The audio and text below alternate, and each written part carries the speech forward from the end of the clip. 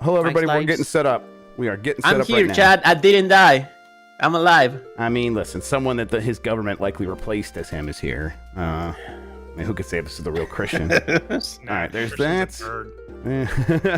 All right, and then I need to check this. The two topics I put in here, God of War Ragnarok reviews and PSVR. Is there anything else from the last week we should talk about? Let me move my cat. You want to bring up the NFTs again? Not particularly. No. I think I said my piece. I mean, I don't know. We can. Okay. If someone wants to send a super chat about it, we can do that. Let me take a look at this. Yes. thumbnail you made. If people pay to talk about it, I think that's Exactly. fine.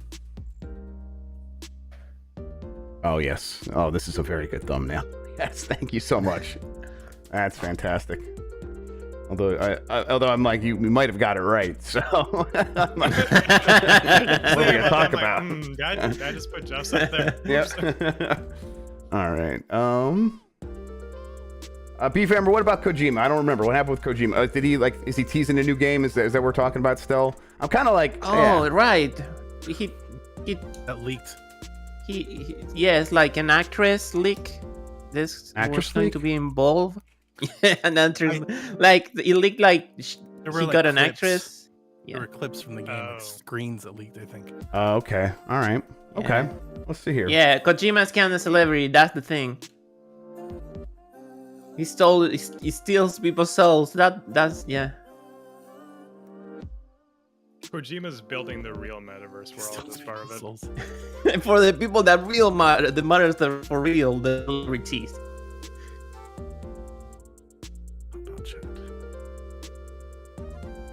What the hell is going on here? This image is something else. Okay, let's see here.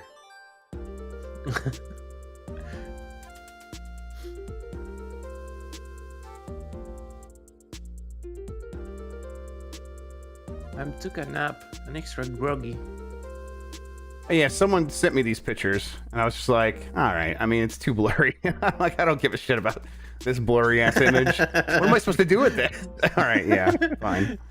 All right. Especially if you talk about Kojima, all the weirdos are gonna come out of the woodworks and cheat on you for some reason. Yeah, Jeff, how else will every time you talk know about Kojima, people get mad at you. Why is that? I don't know. What were you saying, Sean? How else would you, Jeff Grubb, know about what Kojima's doing? Yeah. I mean, you need people telling you. I mean, there's just no way.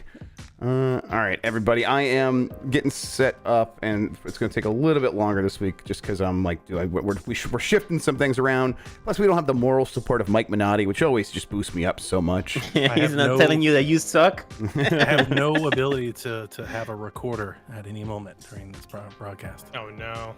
Yeah. And what are we going to do? Oof, I have no idea. You have like a pan flute or something laying around. Right, Donnie, let's fill see time here. and be like, Hey, that's even better. I like that way better. already way better than Mike. 10 times better. Make you there. All right, and move you around a little bit. Oh my god, he's probably listening right now. uh-oh, Oh, I'm so scared. Mike might be listening in the background. he's gonna cut me. 960 is the middle. There's that. Oh no, he got Donnie. God. He got him. Mike got him. No. Mike, you leave a Donnie alone. Definitely got me. Oh, Donnie's back. I went to post the link and told I was like, oh yeah, I have Discord open. I'm in this. Oh shit. All right, there we go. There's us. You know what? Let's just no. I'm just gonna do this. I'm gonna fix this first. Let me see that.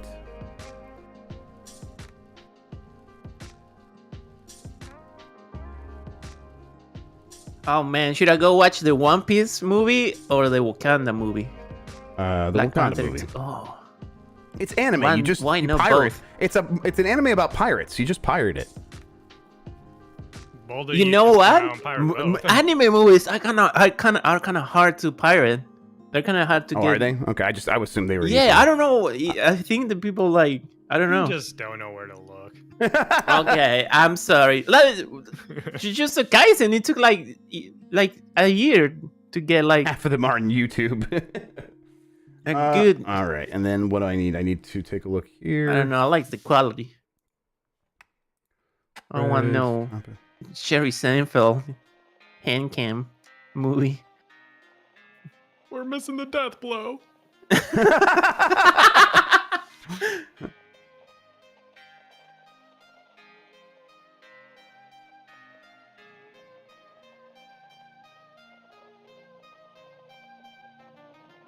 I like this one, Jimmy Nintendo. All right.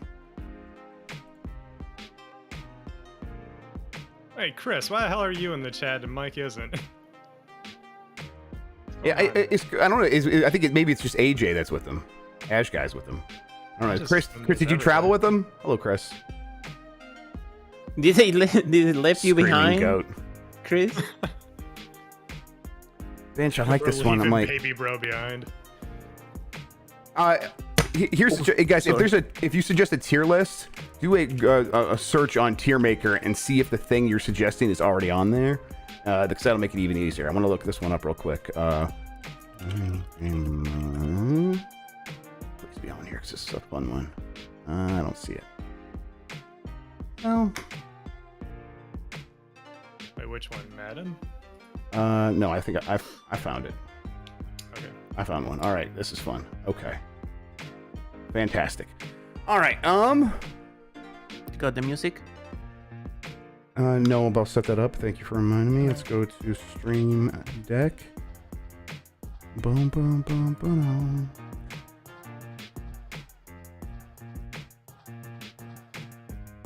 Okay, that should be good. Actually.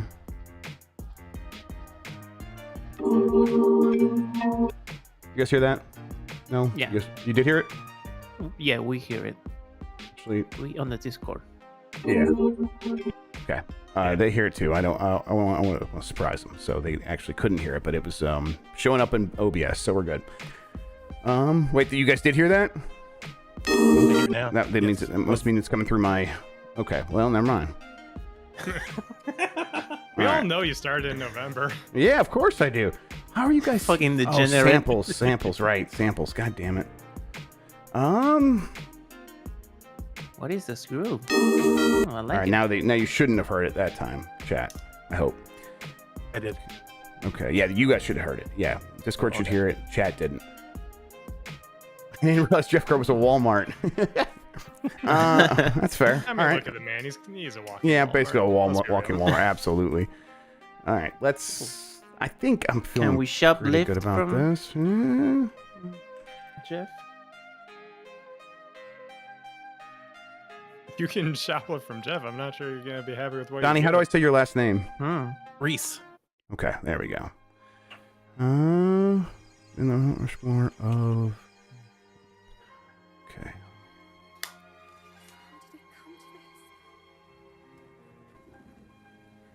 Beef Hammer, don't make me shoot you. Let me put this in the chat here, Donnie. This is the rundown in case you want to take a look. There's not much to it. You can honestly It's been just a while since we shot just it. come along for the ride. You don't have to worry about much. Okay. I think I'm ready. Let's go ahead and cut us in here. Let's get out of that. You look mode. ready. Uh-oh, Justin, you better be careful. Mods will get you for You that gotta banned be word. careful with that. Yeah, mods will get you for the banned word. Okay. Mhm. There's that. And let's turn off the music that is in the background. Okay. Let's get started. Donnie, are you good to go? Yes. Let me close all these tabs that I have open. Yeah, no worries. Okay, so I'll count us in. I will start recording, and you don't have to worry about it until I say, hey, Donnie, what's going on?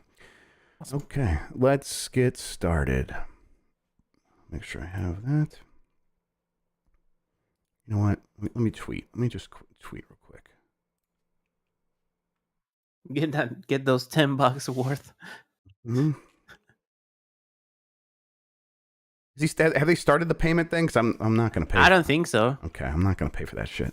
I mean, like, obviously, like, that's just psychotic stuff. Okay. it's kind of beautiful to see how this shit is like burning to the ground in front of my eyes. It's like, wow. They should. I mean, he should just make it open source and walk away. That's what he should do. Oh Just walk. my god, that will be the dream. Make Mastodon, but good. Is Mastodon still a thing? Yes. I mean, as much as it ever was a thing. Yeah. Well, I remember for a time people was like, "Oh, Mastodon is like the future, like There it is. decentralized social media, brother." Donnie, what is your favorite kind of sandwich? Ooh, that is I can give you 30 minutes on that topic, but short version is the good old-fashioned Italian sub, but done correctly. Yeah, I love an Italian sub. All You're right, in the right state to get one. yes, they do them good here. You're right. Yeah, I always, every time I go home, I'm like, yep, Italian subs all week. Okay, we are looking good on levels. Let's get started. Counting us in. Let's go. 5, 4, 3. Oh, never mind. NVIC broke. NVIDIA encoder broke. Of course it did. What are you? Oh, okay. Let's turn off instant replay. Let's just hope that fixes it. Sometimes it just does this. I think it just gets tired. All right, now it's working. All right, 5, 4, 3.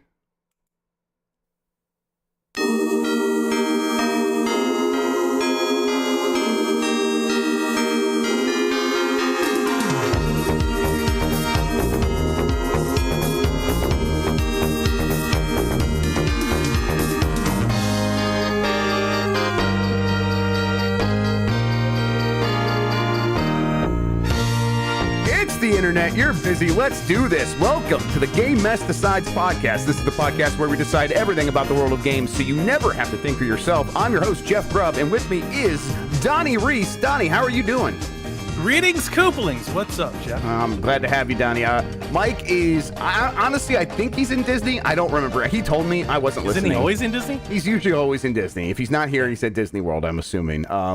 I think he said something about going there. I don't know if that's this trip or maybe he's on a work trip. I honestly cannot remember.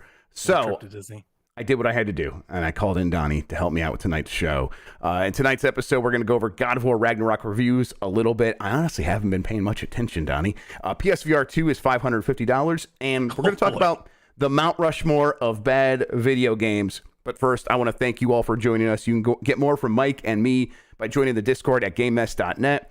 Donnie, too. Donnie hangs out there as well, and I always appreciate seeing him there. If you want to ask a question, you could drop a super chat during the show. I want to say thank you to Carlos Ien, who is Insane in the Rain Music on YouTube for the use of our theme songs.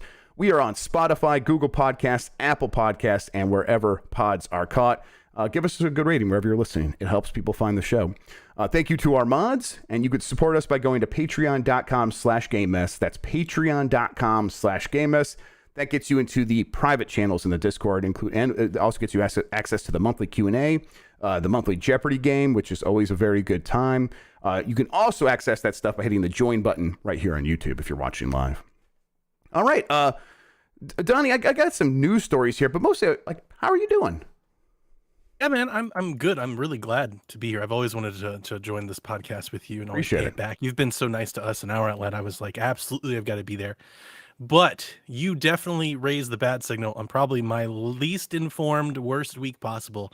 We have been running, I work for emergency management here in Atlanta, and we've been running a nuclear decontamination statewide drill every day this week. So I've been at work from like 5 a.m. to like 7:30, 8 o'clock p.m. every day. I was looking forward to coming home, getting something to drink, and then and going to sleep. And then I got your text, and I was like, I will be there. Absolutely. Not going to let you do that. I had a Mike Minotti emergency, which is basically it goes nuclear waste contamination and then Mike Minotti.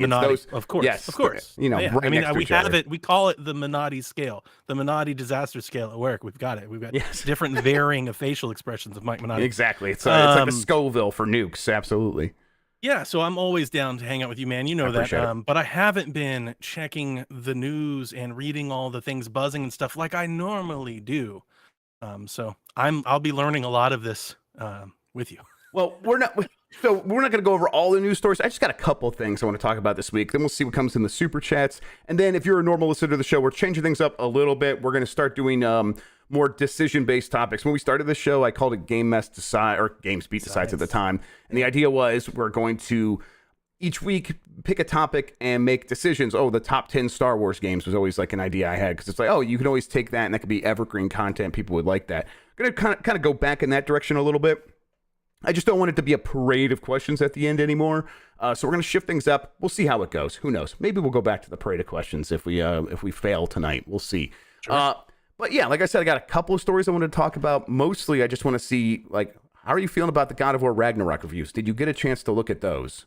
I just saw that they're really, really positive. My checking review days have been long in the past. I was not, I knew the review embargo was today. I mean, basically what I did is my friend Timur Hussein, who I work with Giant Bomb, he wrote a review over on GameSpot, and his review was very good. And I'm like, okay, that's kind of all I needed. First of all, that's what we'd expect. Yeah, I think if anything, I would only be interested if reviews are bad. I'd be like, oh no. Right. Honestly, I've listened to some conversations, not a lot. And I was surprised to hear that the some of the like tenor around those conversations was a little bit cooler. Now, this is relative. Ooh, this thing has a 94 on Metacritic. So let's be super. That's super. So any sort of, well, actually kind of sticks out a little bit. So I don't want to, I haven't played the game. I don't want to harp on these negative things. I just want to point out that I have heard people talk about like, oh, it's specifically, it was like when you go into the first God of War, people really liked that you were going to get a lot of big moments where, oh, Kratos is in this Norse mythology now, and they don't really know who Kratos is. So as you're going through that world, getting to do those big reveals of like, now you have to deal with me, motherfucker, was really great. And that has all worn off by this point of when it starts, the second game starts. Everyone knows who Kratos is, and the mystique around him as a character that the other characters had that mystique for, that's all gone. And so he's kind of the least interesting character in the game. Now, that's to say that there's a lot of interesting characters that aren't Kratos, but I've heard those takes a little bit. So I'm kind of interested to see if, as we get a little bit further away from this, red hot review day, if some of these other, like, we start hearing other dissenting voices, it seems like mostly people are just going to be enthralled with it. It sounds like a massive, really well designed, really well told story. And those are all of the things people want from this game, right? Yeah, absolutely. I mean, most everything you said is just checking boxes. I think a lot of games have this problem when you follow the sequels. I myself have been kind of saying similar things. I don't want to evoke the dreaded name of Breath of the Wild, but I am interested in seeing how they do that again, because the discovery is gone. If you've ever replayed it after playing it the first time, it's not the same, right? You get that first impression, that first novelty, that first discovery that kind of, gets your, hook, gets your addiction going. You're like, this is awesome. And then comes out the sequel and you're expecting more of the same, but better. But that novelty wears off. So that, I think everything you described is probably very fair, but I mean, that just comes with the territory of it being a sequel. Absolutely. The question is the story good? Is the characters good? Does it run well? Does it perform well? Is it worth its investment, its time?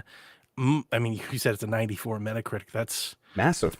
That's pretty stellar. That is exactly what PlayStation wants that game to be. Yes, that is the number it needed to hit. It hit it, and it doesn't feel like it was inevitable. You had to do like just about everything right to get to a 94 with the second game. Now, I'll also say, and if you are by any chance in the world a developer that worked on this game, please don't listen to this part. It's not, because it's not. I really don't mean it for you, but it's like they can't do this again, right? I don't want to. The reason I say that, I'm gonna start talking about the next game already. These people just got done working on this game for 5 years. Oh yeah, and I don't want them to hear like, oh my God, they're already talking about the next one. You haven't even played this one yet, Jeff. What are you talking? Like, there is a reason that this is a 2-part series, and I'm going to do a video about this, I think, for the YouTube channel this weekend, hopefully, if I can find time. But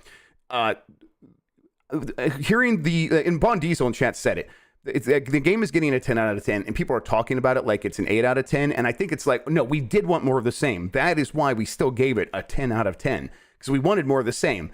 The 8 out of 10 discussions that you're hearing, I think, are, if they were to do another one just like this, that would be the one that would get 8 out of 10s. It's like, you can't just do, like, you can do it twice, and it's the Johnny Carson rule, and that's going to be like the name of the video. You could do 2 jokes, but then the third one is going to have such diminishing returns that it ruins the first 2 jokes in a way. So you got to move on quickly, bam, bam, and then move on. And so there's an art to knowing when to get out of something. And I think they, miraculously, game developers have started to figure it out. At least these ones have. The 2 big games that, a big game of the year comes out. You do the sequel, it's gonna carry over all the critical success from the first one. Even if it is more of the same, it's gonna carry all that over, and it's probably going to have even more sales success. And then the third one is when things start to fall apart. And we see that over and over and over in games. Yeah. So I think you're right. There's Just an any art to it. long-running franchise, you kind of keep doing the same thing, and you just start whittling away at the base one after the other That's other. right. As a big fan of horror movies, I mean, my whole like the whole existence of that medium is just that. So I appreciate somebody being like, no, we're here. We told the story we're gonna tell. Now we're moving on to the next thing. That's nice. Right. And it's moving on to the next thing can take a little bit longer. You come back after 6 years instead of 5 years, maybe even 7 years. You set it in Japan or Egypt, like people in chat are saying. I'm probably Egypt. I know they said they were teasing Egypt that. would be awesome. I think that would be fantastic.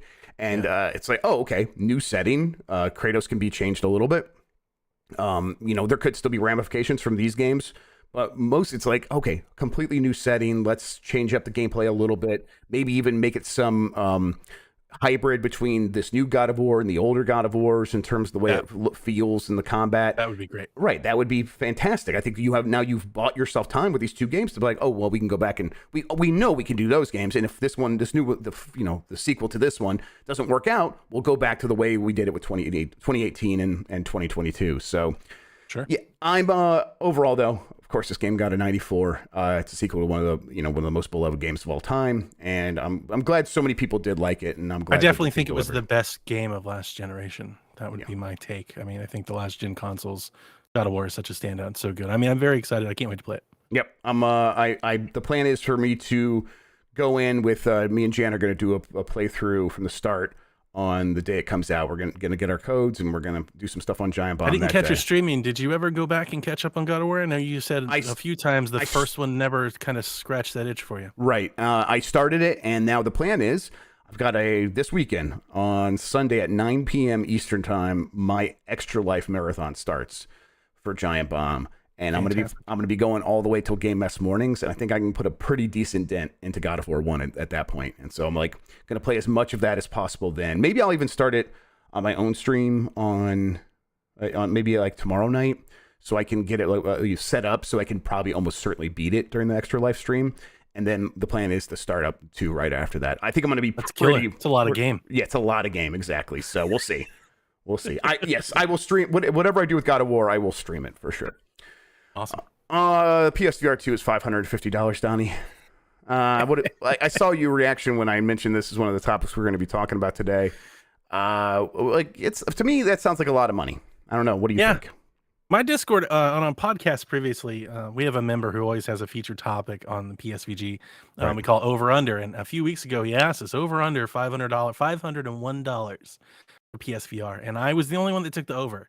And I think he said my quote was, I think it's crazy and suicidal, but I expect Sony will do it. And here they are. They're doing. Of course they're doing. Of course they're charging $549 for the VR head. And isn't it $600 with the game? $600 with the game. Yeah. There's no there's no word of any sort of a Sobe pack-in or anything like that. $600 if you want the game. And now, I mean, that's not $620. They're not charging $70 for the game. You can get it, for $50 extra bucks. You get a game. But yeah, I mean, for me, it really came to have a chance to go through the full details. Did they say anything about? I know there's no like compatibility with PSVR 1, but did they say anything about maybe an instant game collection or like some free ports or like so if you bought Beat Saber before, you get Beat Saber again or anything? So Beat Saber conspicuously absent from any of the talk right now. Now there are 3 games that were on the PSVR 1 that were on this new list of games that they dropped on the same day. They said, hey, 11 games coming here. And many of them reports from other systems. A few are upgrades from PSVR 1. 2 of those 3 said explicitly in the PlayStation blog that they will get free upgrades for anyone who owns it for PSVR. So that's like a good, that's nice. That's a good start, right? It's promising. Like the third one didn't say that won't happen. It just didn't mention it explicitly. So let me ask you this. Yeah. Are any of them the good ones? Is it like Blood and Truth or anything like that? I can't remember. No, I mean, I think it's like Zenith, which is like an MMORPG, and there's another one that's it's like a shooting gallery with zombie people or something like that. I don't know. There's a Arizona Sunshine. And it's not Arizona Sunshine. It's maybe not zombie people, but like gruesome looking people. I can't remember. Gotcha. Okay. But it's either way. Like we haven't heard about Beat Saber, right? Not Moss. It's not. No. It's not the good ones. Okay. Right. And we're kind of waiting to see what's going to happen with all those. Astrobot. No, yeah, not even Astrobot mentioned yet. So it's you really, I mean, we're kind of waiting to see what is going to be the lineup that is supposed to convince people to come in on day one. There's only been a couple of games confirmed for day one, and I literally mean a couple, as in two. There's a list of dozens of games coming to PSVR 2, but the only two confirmed for launch right now, which is we're probably waiting for another state of play, honestly, at this point, for them to really sell this thing before the February 22nd launch. But the only two games confirmed for launch right now, at least from earlier today, was Horizon Call of the Wild and Among Us VR. And Among Us VR is pretty dope. Now Among Us VR, I will be there day one playing that. First person VR first person Among Us. With the I haven't played it yet, but the proximity chat. The proximity, like so I'm going to do that with the Valve Index, because that thing has great audio. And I'm like, I can't wait. I love a proximity chat in any game, let alone Among Us. That's going to be so much fun. That was the star of the Oculus showcase, the Meta showcase that they did over the summer. And that looks incredible. Yeah. As Sean points out, it has the potential to be the best VR headset in terms of specs, which is still true. But tech wise, it's right there, and the price doesn't. When you put it in that sort of framing, the price doesn't sound a lot, but you can't detach that you're comparing it to other VRs that exist in a PC space where games are way cheaper. You're not really thinking about it where, like you've got the Oculus, the Meta Quest, and you can't use the PSVR 2 with your PC. Something that Dominic Malta in chat is saying that PS5. A lot of people don't even have those. Yeah. It's a lot in a console space. It's such a premium. It's so much more. Like, I thought the first PSVR was a premium. When it didn't launch at $400, was it $399? I think it was $399. Yeah. Yeah, and I mean, $549. I mean, I'm not shocked. Everything we've seen with Sony's doing, I expected this to be the case, but I'm still just like, man, they really went there. They were this is what we're going to charge. It really comes down to one thing. It costs more than the PlayStation 5. Like, that is such a hard thing for people to wrap their heads around. I mean, I agree. Still have to plug it in. Yeah, it's not wireless, exactly. Now, a lot of people are saying here, and I saw it on social media and chat, it's like, well, you do compare it to the Index, and the Index is $1,000, and I think that's fair. But before the price was announced, the conversation was most frequently, it's not going to be more expensive than the PSVR. It can't be. I'm expecting to be $400. I heard that over and over and over again, and at the time, it's like, that sounds right. And then someone will remind me, but they're including those controllers, and everyone has to have those. Like, the controllers have to come with it, and it has inside tracking, and it has to track those controllers, and it has foveated rendering based on eye tracking. So it's got like eye tracking cameras inside there, as well as all these cameras on the outside. Like, oh no, with the controllers included, displays. This thing's at least $500 is what I was like, and I'm like, I think it probably is like $550 sounds where they're probably going to land. And here we are. Now, I doubted myself, because when I was trying to figure out the PlayStation 5 price, like, they're going to go $600 because they really don't want to lose money on this thing and all this stuff. And then they did $500. And I'm like, okay, they are still being really competitive, and they're going to surprise us by being competitive. That has changed, though, right? A PlayStation today, Sony Interactive Entertainment today, if they were launching the PlayStation 5 today, it would have launched at $600, right? Probably. Yeah. So, I was thinking, after they raised the price worldwide outside of America, I asked everybody on my show, I said, do you think that this is them kind of receding from, we matched the price with the Xbox to be competitive at launch, but we really didn't want to, we really didn't want to be there.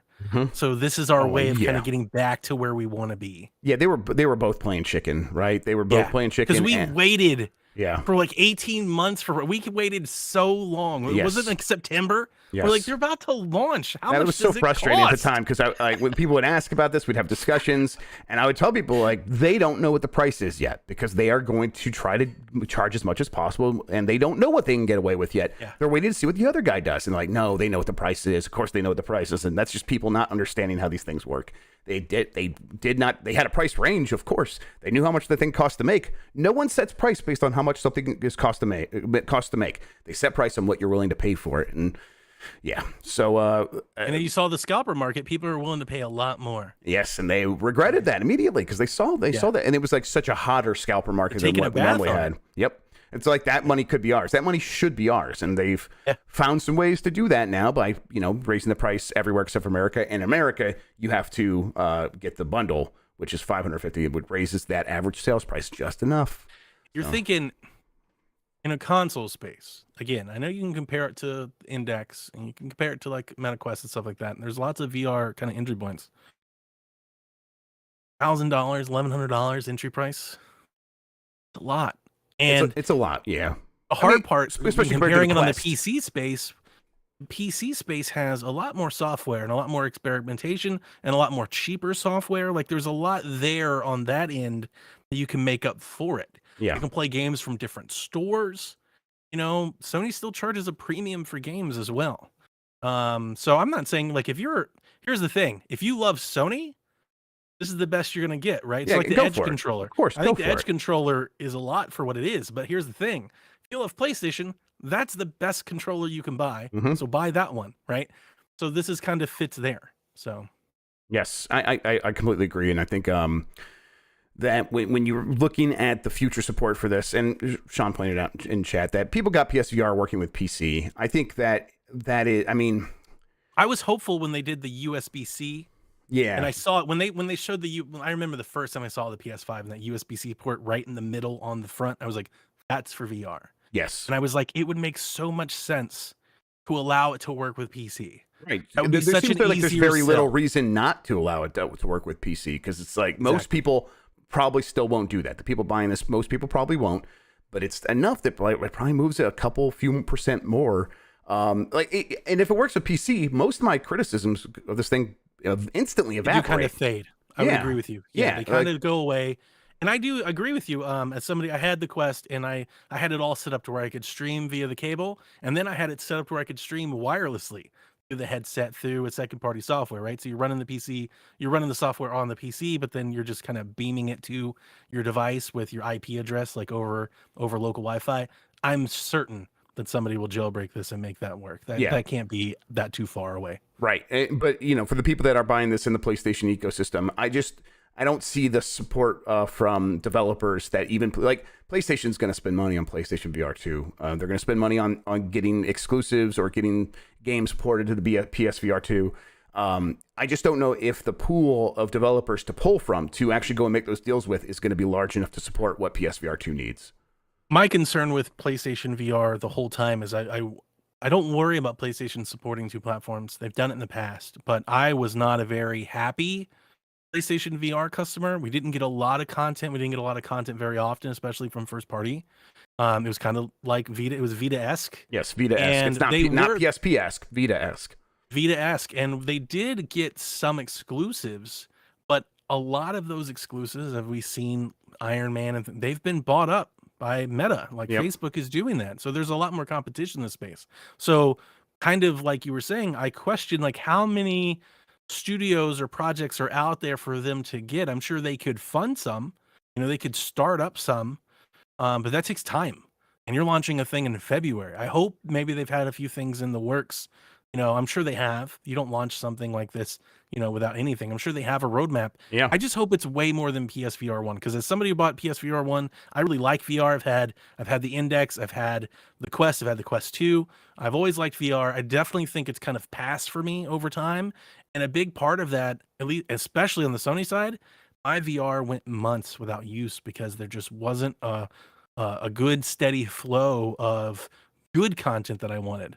And you compare it to something like Quest, they've got new games coming up every month, and even like I would play those and would eventually have nothing to play over there, and they had 10 times as many games. That's always been, but I'm also just like you, like maybe most of the folks in your chat and listen to podcasts, we are kind of that enthusiast, consumer. We're doing a lot of gaming. Yeah, but if it's not, I mean, I don't know, if VR is not for us, it's expensive. So I mean, how do you justify? It's a lot if you're going to play it especially once a month. If like your grandma comes to you, I mean, grandma's an extreme example, but like just bear with me. If that's who comes to you, says I want to play VR, you're going to recommend the Quest. Everyone recommends the Quest to that person in their life. So it's the fact you can play wireless Beat Saber is kind of a trump card, and I was really hoping my kind of salvo for Sony on this one was, I was looking at what they did with PS5. I was like, they absolutely should do a PlayStation Plus collection of VR games. Here's 20 VR games, and Beat Saber should absolutely be a part of it. All of the big hits from PSVR 1 should be instant game collection for PS. If they're going VR to 2. make people that bought PSVR 1 buy Beat Saber again, and then buy all the DLC that may have bought before again.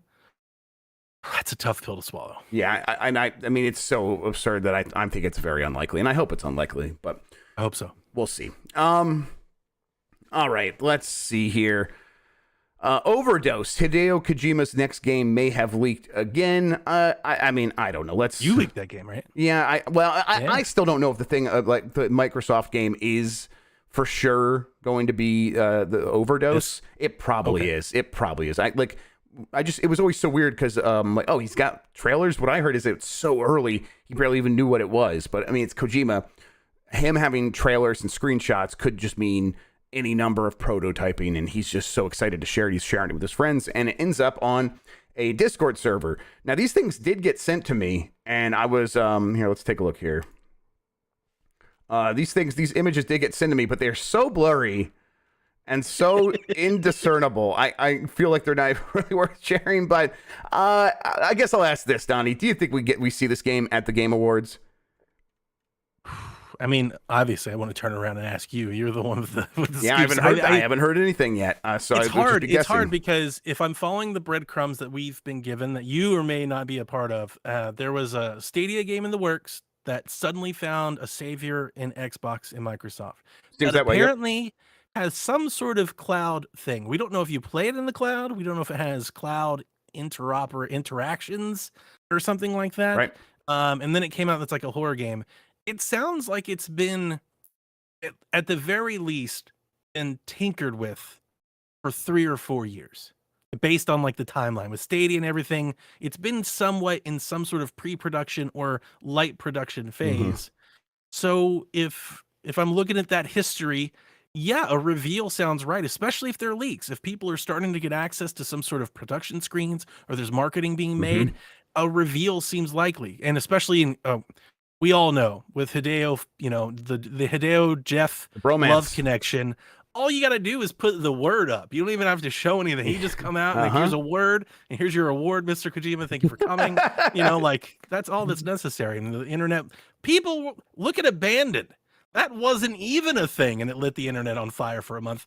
All they have to do is just announce that the game exists, and that's enough for people for a while. Yeah, I think that it's I think that's about right. And I know Kojima loves cutting his own trailers, so I think it's possible we could get a full video reveal of something. But his trailers often are sort of only cryptic nonsense that we won't understand. Exactly, and tangentially related to what we're going to end up playing. So it's like he could show us like just a bunch of actors in covered in black goop and praying to some dark god, and that might have like one relation to like one dream sequence in the game, and it's like it doesn't even actually end up looking like that in the game, so it's just a weird reference to that. But that's what his trailers could be like. So, and he likes making those sorts of things, and we all like consuming that stuff. We like getting hyped up for, oh, Kojima put out this weird thing, let's try to dissect it. Jeff, eat the hype, man. You're talking. Yes, like I'm all about it. Yeah, feed us that hype. Give it to me. You don't even have the games. Don't even have to exist. Just announce them anyway. I'm going to spin the question here. Do you have any insight as to what this cloud part of this is? Is this like if you do something in the game or somebody else does something in the game, you leave a message or something that the cloud performs? Or is this streaming? Or is this a streaming game? Or playing a streaming game? It would only be a streaming game in the way that Flight Simulator is a streaming game, in that it streams in data from the cloud to make the game world more larger and more detailed, and using Crackdown 3, baby. He's making Crackdown. Crackdown 3, yeah. If he creates a game that requires petabytes of data to fully realize, well, then that's what the cloud is for. It can handle that level of delivering this chunk of the giant petabyte of data, the database that they're pulling from, which is again how Flight Simulator works. I think that they are still very much in the discovery phase of what the cloud integration is going to look like. I think he's got a lot of ideas, and I think he's basically throwing those ideas to his team and to Kim Swift, Microsoft, who is in charge of making sure that his game actually gets realized and can use the cloud technology. She used to be at Stadia, and like one of their cloud gaming experts there. And then she came to Microsoft specifically to make sure the Kojima deal would end up with a realized game. I think they're throwing a bunch of ideas to these kinds of people and saying, okay, how would we do this? How would we do that? And they're testing it out and coming back to him, and then that's formulating more possibilities for the game as they're going back and forth. And so I still think, if it's overdose, maybe they have much more realized things. I just don't know. I think that the cloud aspect probably is still being formulated right now. I read some theories of some folks based off, I guess, I love Metal Gear, but I did not like Death Stranding as much, but I was reading some folks that really did like Death Stranding talk about what kind of social cloud things, and they were like, what if you could attach like social accounts to your game, and then as you're playing in your friends list, like maybe it generates emails or text or post things in your Facebook, and it kind of becomes like a whodunit, and you're trying to like mix and match these clues. And I was like, I like that. That sounds so Kojima.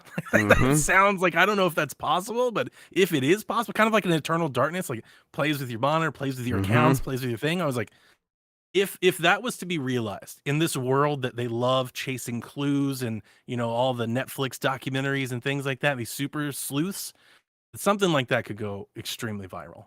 Yes, I think it sounds like Boktai in a way, where Boktai is like, let's get you out into the real world, bringing the game out into the real world, and maybe the cloud could be part of that. Sure, I think they haven't mentioned anything about AR or augmented reality or ARGs, alternate reality games, but I would like for Kojima to make one of those before going back to maybe more traditional games. I think he could have a lot of fun. He's maybe best suited to making a AAA augmented reality or alternate reality game. And I would I think I would be very, very for cool. Chat and for anybody listening, just clarification, just the theory. I think Jeff's take on it's probably way more likely location, maybe weather based, like certain stuff that you can pull from data, kind of make it more real time, more believable, lived in. That'd be kind of cool. Yeah, I mean, it could be something like, the Flight Simulator way Flight Simulator works is it has all that map data and satellite imagery data, and then it knows how to build on top of that that data with 3D models. And it's like, well, structures. You could do the similar thing where, the map data of the globe could inform what a game world would build on top of that, but it'd be like the algorithm, but it would be like the algorithm of No Man's Sky, where it's like, okay, if there is a 10-foot tall tree here, and then if right next to it there is a 20-foot tall building, you should combine those two things to look like this sort of structure that has these sort of features, and that would enable them to create a very intricately and bespoke feeling world very quickly. Now, there are tools to do big open world cities now, but I don't think there's tools to make that would really mimic what No Man's Sky does in a way on such a massive level, that while still making it feel like a planet or like one entire planet that is actually the size of Earth. And so, there's things that they could do there to, actually deliver on that. And that could be cool. We'll see. Yeah. Those are the big topics I wanted to talk about for now. If anyone has any questions, feel free to send in a super chat. We'll get to those before the end of the show. In the meantime, I want to decide something. And Donnie, that brings us to one of our first decisions of the week. Which games are on the Mount Rushmore of bad games? I've been thinking about this because I started playing Bubsy 3D today, and I'm already a changed man. It's done some things to me. I don't know, but when I say Mount Rushmore of bad games, and let's lay it out here. This kind of feature is going to be something that we're probably going to bring to the show quite frequently. But let's lay down the groundwork right now. Mount Rushmore. It's an American monument that has 4 of the big presidents up there. Who can remember who they are? It's probably Washington, Lincoln. Is it Teddy Roosevelt? And then is it Thomas Jefferson? Probably, right? Yeah. Okay. Well, okay. So the 4 big presidents, whatever. The big names that we would recognize. That's what we're going for here. What are the 4 games that sort of represent the concept that we're going for here more than anything else? At least that's how I feel about it. Now, when I say Mount Rushmore of bad games, what's your first reaction there in terms of like what kind of games you want to start putting up there? Yeah, a few things. Yeah, 2 questions. First, not even really a question. Chat, I'm gonna need your help. I don't have nearly the retro chops that Jeff and Mike do. So when you start getting into some really bad NES and Genesis and Game Boy games, I don't have a lot of that history. So if you guys have options, definitely throw them in. But Jeff, I have somewhat of the reputation around PSVG land as somebody who likes a good bad game. Like Deadly Premonition. I love No More Heroes. There's a game coming out called Wanted Dead that I don't think anybody knows about that I think looks amazing. I can't wait to play it. So I'm kind of into that. So my first thing, are we doing truly terrible video games that are just bad and nobody, like Balance Wonderworld, these are just bad, nobody wants it, the own creator thinks it's trash? Or are we kind of going, because the Mount Rushmore is a monument. Yes. It is meant to honor. It could be the Mount Rushmore of great bad games. And now you're talking about a whole different genre. These are bad games that probably weren't critically received well, didn't get really great reviews, didn't sell well, but people love them. They love playing them. They definitely like their fan favorites. What is it? Give me an example of that, because I do think this is probably different than what we're going for, and probably is deserving of its own Mount Rushmore. My first example would be Shadows of the Damned or Deadly Premonition, which I love. Okay, yes. So that does feel like it's a wholly separate thing, where Deadly Premonition is one that is misunderstood and was a sleeper success in terms of at first blush it is a bad game, and then you play it and you find a million things to fall in love with. And I think that's different than Balance Wonderworld, which is what we're going for with this Mount Rushmore, I think. Okay. So the next part that is difficult is we have to also establish some sort of baseline of there have been a bajillion terrible video games that have been made. Most of us have never played them or don't know of them. Yes. Steam has millions of them. Like, we can find just terrible video games. You can go on Switch and just find like golf or something, like, just some, just table tennis. Something is tearing up I think my cat's got it. I'm gonna have to take a break here in a minute. Yeah, no problem. Something I'll play like the that. tin whistle. There you go. But we have to find, like, there's a difference between those games that are just bad but nobody cares because nobody plays them, and then there's a difference between like Sonic Boom, which features a beloved character. The game is just trash, though. It's just really bad. I think that when we're the notoriety is important, because you wouldn't put it up on a monument if people wouldn't, like, you want people to come to the monument we're honoring the concept of bad games, and you can't do that with something that no one knows about. So it can't be like just any piece of trash on Steam. It's got to rise to the occasion. And so exactly. I think the cream of the crop. Right. The cream of the crap in this situation. All right. So I think what we're going to do is we are going to begin deciding what's going to be on the Mount Rushmore bad games right after this. All right, Donnie, we're going to take a quick ad break. So if you want to go deal with your cat, feel free. Yeah, let me go fix my cat. Absolutely. Can you hear that? I can't hear it. I don't know if chat can. Okay, great. But chat, while you begin throwing out your suggestions as well. Let's see. Okay, Google, add Mount Rushmore of B games to my to-do list.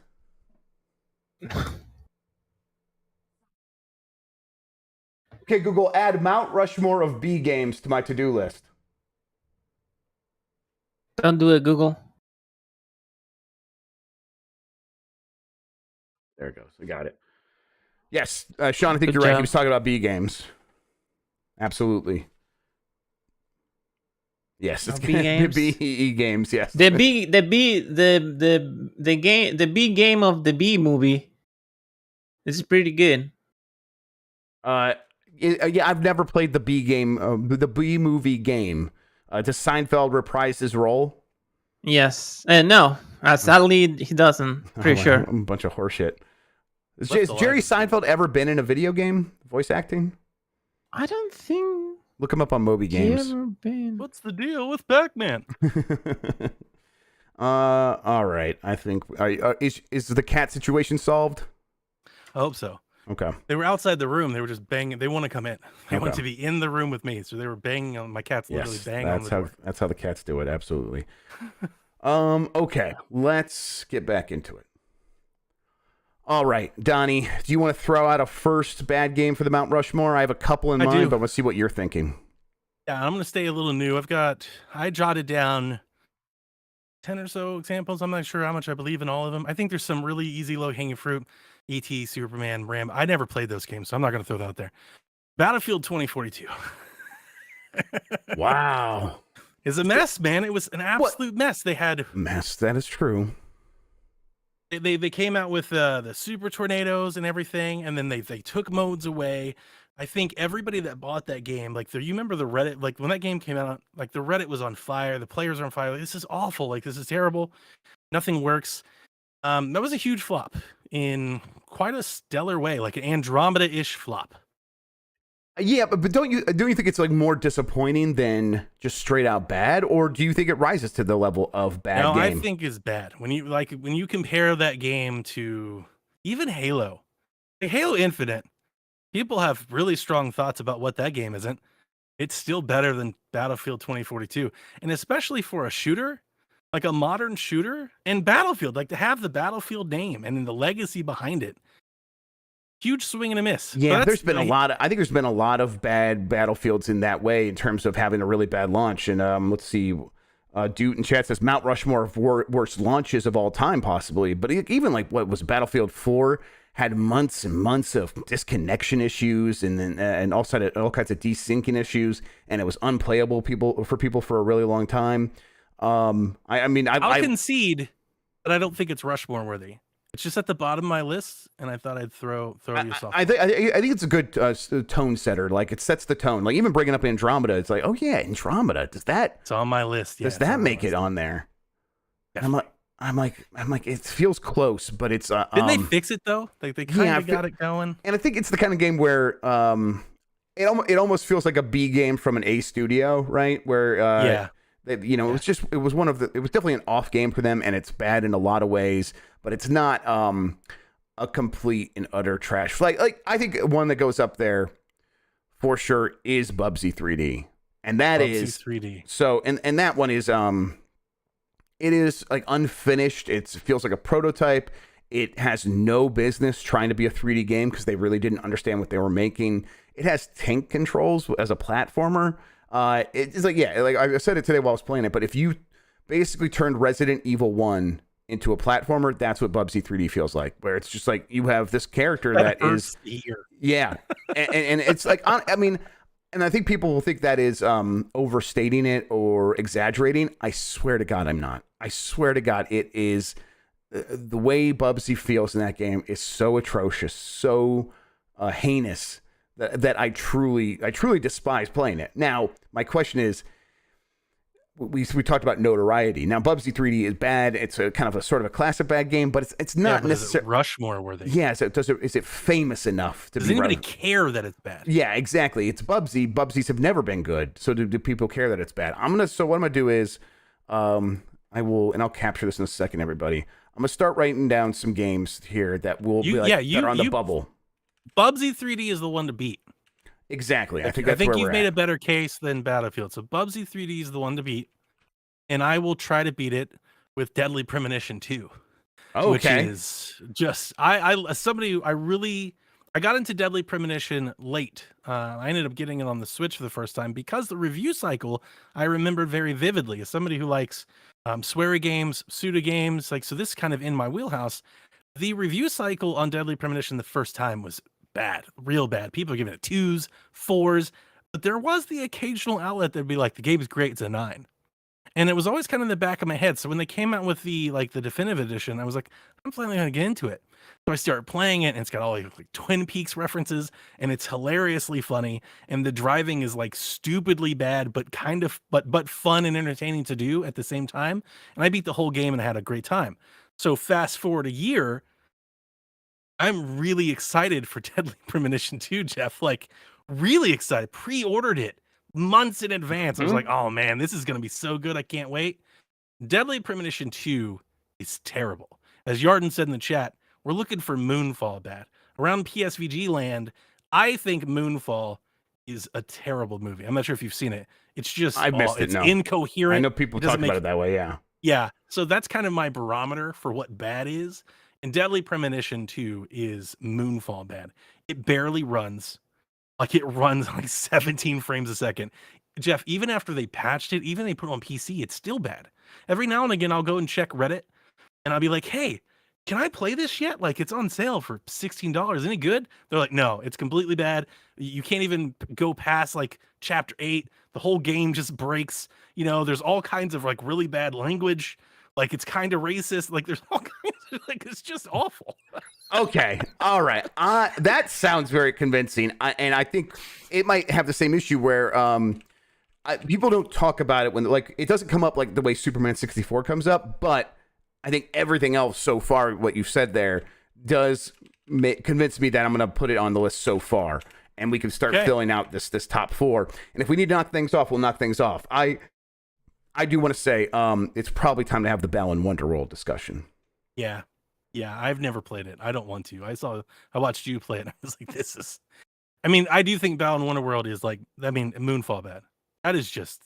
That should never have been released. Right. So Balan Wonderworld, the big issue with that is that it is just completely half-baked in every way. It's like not even half. It's like a quarter baked. It's amazing they got away with charging people for it. $60 is how much that game cost when it came out.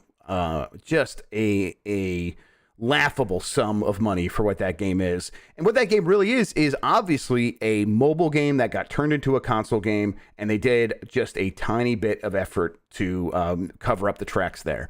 It is a one-button control game. It's a platformer where basically it's like Super Mario Odyssey. You can put on suits, and those suits give you different powers.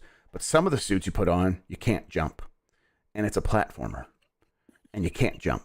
You have to switch to a different suit to jump. But what if you have only these 3 suits because you can only carry 3 different suits at a time? What if the one that can jump, you get hit and you lose it, and now you're only stuck with the other 2 that can't jump, and you come up to a 2-foot platform and you need to jump up there? No, there is no solution. There is no solution. You have to walk all the way back to the beginning, go to your closet, get a suit that can jump. Now, what if you are doing like something that's a little bit frustrating and you lose all your suits that can jump? You got to go back to a different level and start collecting suits again that could jump, put them back in your closet, and fill it out. And it's just miserable. All you're describing to me is like you just need to get good. I mean, yes, exactly. Of course. Yes, it's the dark source of platforming. Yes, it is. On top of that, it has a bunch of characters in the game. They're usually dancing. You walk up to them. If you get a bit too close to them, they just disappear. They have no interactions, and they have no like hit detection. They are basically just figments of your imagination. And when you get close to them, instead of creating hit boxes so that if you run into them, they're like, you bump away from them. Instead, they were just like, no, we'll just make them invisible.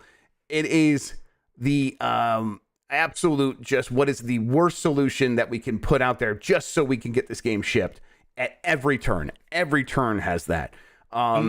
It's also from a 1 out of 5 famous, beloved creator, publisher. People were genuinely excited when it was announced. And yeah, exactly. Like there was high hopes for it, and I think it definitely rises to being a sort of notorious for its badness because people. This is one that people do bring up often. So I think when you want to put something out there and say this represents the genre of bad games, I think Balan Wonderworld can easily get up there. So I'm going to put it up there for now. Yeah. Balan Wonderworld. There's a lot of people in the chat saying Babylon's Fall. And I think I agree with them, but I can't say a whole lot because I never played it because obviously, why would you? I played it for 5 minutes on PC because I downloaded it and I'm like, well, I might as well play it. Didn't they pull it off? And yeah, I think it's going to stop in 6 weeks. I think it's going to stop working in January or something like that. Oh. So we should definitely all play it before then. I think that I don't know. That one definitely, obviously, it was this miserable failure. People really don't like it, but I don't know. Something about it just doesn't ring as like it needs to be on the Mount Rushmore of bad games. I think if we did like a Mount Rushmore of, holy shit, do you remember that game existed? You remember when that happened? If there was a remember when that happened to Mount Rushmore, I think that game gets on there. But instead, I just don't think it plays against even Superman 64 or E.T. Tony Hawk 5. Yeah, Tony Hawk's Pro Skater 5. Ooh, baby, that's a good one. That almost single-handedly killed not just a franchise, a great franchise. A franchise that sold well.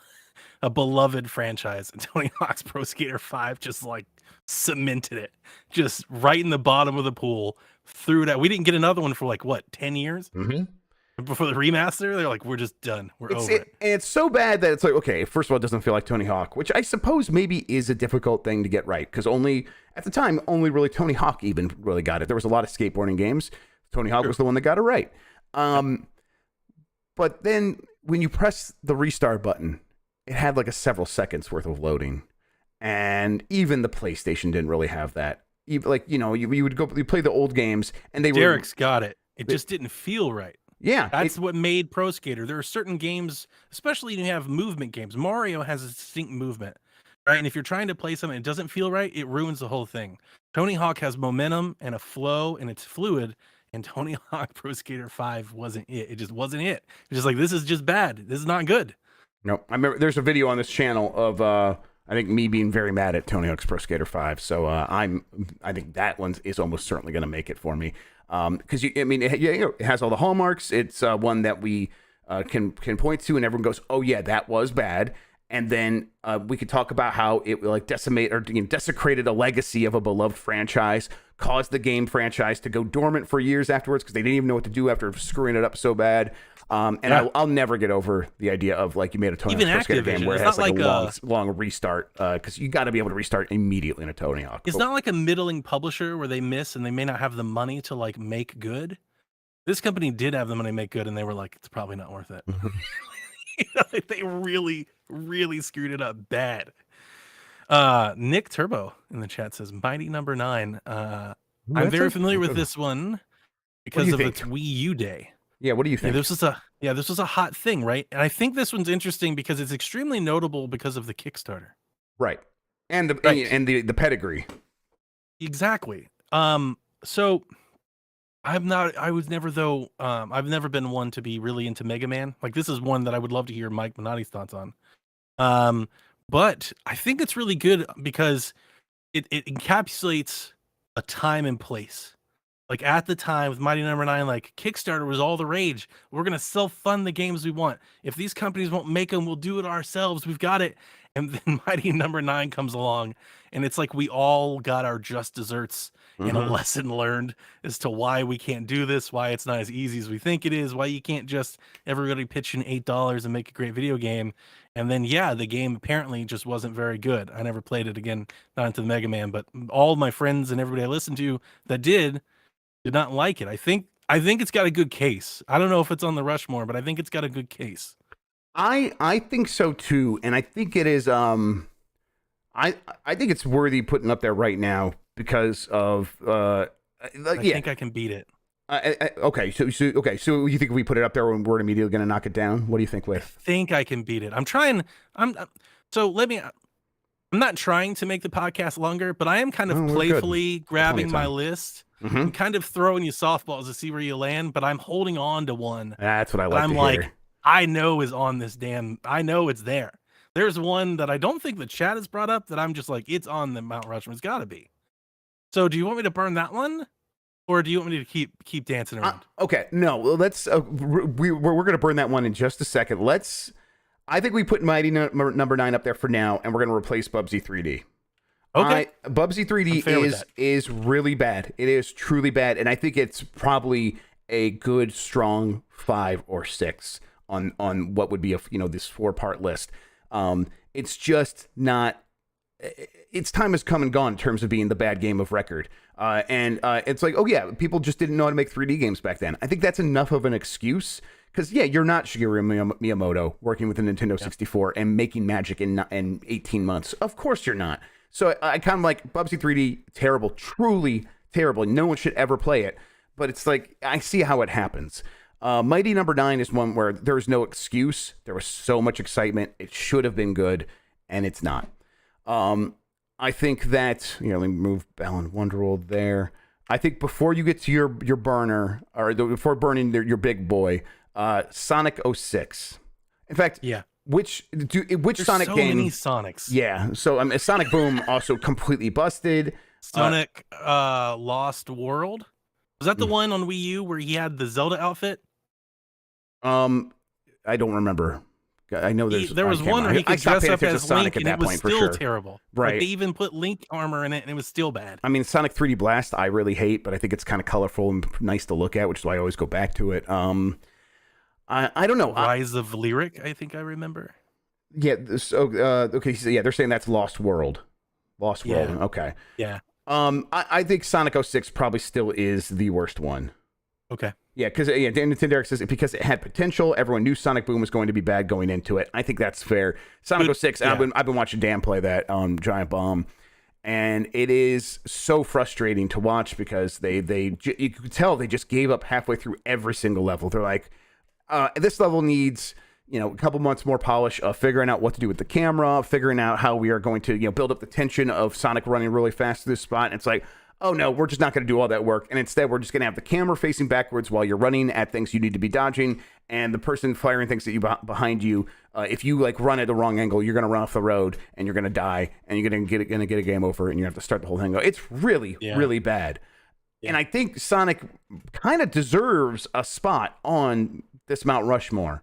That I agree with. So it's like, if nothing else, like the Rushmore, it's a representative of badness. Yes. Right? Like it's just so symbiotic of badness throughout. Right. He is at least the Teddy Roosevelt of bad games, I think. Yeah. And I say that somebody who's pre-ordered Sonic Frontiers because I like pain, but I also think it looks great. I want it to be great. I hope it's great. Can't talk but about you can't argue it. There for every good Sonic game, there's like 4 bad ones. Yeah. Yeah, absolutely. And so okay, but let's say we do put Sonic 06 up on the Mount Rushmore. Mm-hmm. What do we replace? What is our Mount Rushmore? Let's get a recount. So right now we're looking at Mighty Number 9, Deadly Premonition 2, Balan Wonderworld, Tony Hawk's Pro Skater 5. Of these, I can knock Deadly Premonition off. Yeah, I think we knocked Deadly Premonition off. Because of these, the ones I feel most strongly about is Balan Wonderworld and Tony Hawk's Pro Skater 5. But that's because I didn't have high hopes for Mighty Number 9. All right, so we are going to move that there. We're going to move Deadly Premonition up to the bubble, just as a reminder. All right, let's hear it, Donnie. Want the big one? I want to hear the big one. Metal Gear Survive. Ooh, okay. I was not expecting that. Okay, now, is that a bad game or is it a bad Metal Gear? Yes. That's what I was hoping you'd say. Give me your pitch. I want to hear it. I mean, it was terrible. I love Metal Gear, right? I'm not the world's biggest Metal Gear fan. I've said that earlier. But of the legacy of Metal Gear, it completely is like a stain on its face. It doesn't even deserve the name, right? And then all of the like servicey multiplayer stuff, it's like, what the hell are y'all doing? And then on top of it, that released with all the Kojima stuff that was going on at that time. It was just like super toxic. I can't give you, I haven't played it in a couple years. I didn't play it for very long. I think I played it for like 40 minutes and was like, this is really bad. And I don't play really bad video games. But that was one that I was really happy that certain stores allow returns. Because I was like, this is awful. But I see the chat doesn't like that one. There's folks in the chat that are like, it's good, it's okay, they like it. I mean, it's I don't know. bad. Listen, I tried to like it and failed. So I'm like, I'm okay with calling it a bad game for sure. I think that it has it's Foxygen, so it controls well is what someone point. And it's like, it feels competently made as a survival game, even as just a survival game, it's pretty bland and sort of slow paced. And isn't this like the Tony Hawk 5 of Metal Gear games? I think all the things that we said about Tony Hawk, I think apply a lot here. But I think this one actually does still kind of almost feel right in a weird way because it is still using like the same engine and probably has some people that worked on the previous games. But that's just like game feel. In terms of everything else, the feelings are off and bad vibes. For sure, but I don't know. It had some interesting ideas, and it was just clearly Konami at the end of its trying to figure out what to do with Metal Gear Next now that they fucked everything up. Dang. And it was a heater shot down. I think that was a good pull. I think it was a good pull. Here's the problem, Donnie. I'm thinking of another game, and the comparison to this game is like, no, Metal Gear or Metal Gear Survive doesn't measure up to this one. Aliens, Colonial Marines. Yeah, that's one everybody goes to. Yeah, that game just like kind of just development hell. Yep, like the longest time. Development hell, but also sort of didn't Randy Pitchford kind of got like sued for that one, right? For misallocating resources and putting money they were supposed to be putting on that game towards his other stuff, and you end up with a game that is just truly atrocious. And I think it represents maybe the part of the Mount Rushmore of bad games that maybe does need representation in that development hell side of things, where it's like they clearly there were some incompetent decisions made along the way, and the final product really, really stunk because of them. Yeah, over their head. Mm-hmm. For sure. Cascoder says Fallout 76. I think that's one for worst launches of all time. Yeah, launches. They've turned that around though. I have several friends that are still playing it, and they've talked about how much better it's gotten. I think it's what's the director of Halloween? Which one? The first one. The first one. John Carpenter. John Carpenter. Fallout 76 is his most played game, and I'm like, anything John Carpenter loves. I'm so sorry. When you said the first one, I was thinking of this recent trilogy, and I was trying to think of the David Gordon Green guy, or whatever. So okay, so you meant the first, like Halloween. Yes, Halloween. 1978. Yeah. Exactly. I got you. John Carpenter loves Fallout 76, so it gets a pass in my book. Yeah, I didn't include Anthem for that same reason. I think there's a lot of Anthem. There's DNA in Anthem that's actually truly good and great. It's just a terrible launch and kind of a terrible recipe for a game. Like it's the flaw of that game is its design, but the gameplay is good. Like there's good feeling, there's good combat, there's good visuals, there's some good there. That's why I saw the chat said Anthem a few times. That's why I didn't bring it up. Very kind of almost similar as Fallout 76. Terrible launch, but there's some nice things about it. But the chat felt the same way about Metal Gear Survive, and I do not. Yeah, I think there's when there's like enough dissenting voices about any of this, and I agree with you on Fallout 76. I'm a dissenting voice. I think that's fine. That's a fine game, and one that you could find a lot of fun in if you go looking for it. I think the same was true of Metal Gear Survive in the end. That if someone went looking for the fun in that game, they were going to find something. Alien Colonial Marines. Do we think that gets up there? And someone on I think the Uncharted Wolf mentioned this one. I like this one. Can we do one that's just the last gen version of Cyberpunk 2077? Ooh, because that's like there's something there did they fix? I know they didn't fix like the last gen. I'm sure it's still bad, but after all of the patches and everything, is it somewhat better than when it really? I have no idea. I have no idea. That is truly technically bad, right? Do we want a technical bad representation up there? But you and I both love that game. I like that game. 3 out of 5. Like that game. I mean, I've got my Cyberpunk little Funko Pops and everything around me. Like, I really love Cyberpunk. But I took your advice and I played it on PC. Good choice. Right. I really had zero issues on the PC. And I know that the console versions are bad. Like everybody else, I watched the Digital Foundries and all the things. I know that it's bad. I agree. But it's like just technically bad. And it's just one version of, like, if there's a version of the game that's great or really good, can it be on the Mount Rushmore of bad? I think probably not. Sean mentions here the Mount Rushmore of worst launches, and I think we're probably going to do that discussion as well. That's a good one. I'm going to yell Google real quick. Okay, I don't want to set up people's Google anymore, so I'll mute myself when I yell reminders to myself now. All right. Okay, so all right, so we're not going to put last gen any version of Cyberpunk 2077 up there, and I think that's fair. Alien Colonial Marines, let's decide on that one. Does that one rise to the occasion of knocking off any of the 4 that are currently on there? Give me the recap again. Mighty Number 9, Sonic 06, Balan Wonderworld, Tony Hawk's Pro Skater 5. I think it's close. I think I would be okay for dropping Sonic, but I feel like Sonic earns that spot again, a legacy of Batman. It's not like I know that game is there, but that game is propped up by the graveyard of terrible Sonic games behind it. It's representative of something, yes. Yeah, it's got a it's sentimental meaning. I don't know about the other ones. I Mighty Number 9, maybe. Maybe. I don't know. I think Aliens is a worse game than Mighty Number 9.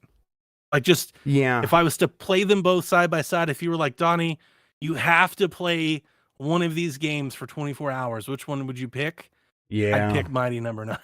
Yeah, and I think it's Shaq Fu is a good one. And like we're talking about, representing a concept of bad games up on this Mount Rushmore. Mighty Number 9 would represent mismanaged Kickstarters, as let's say I think Beefhammer and chat mentioned.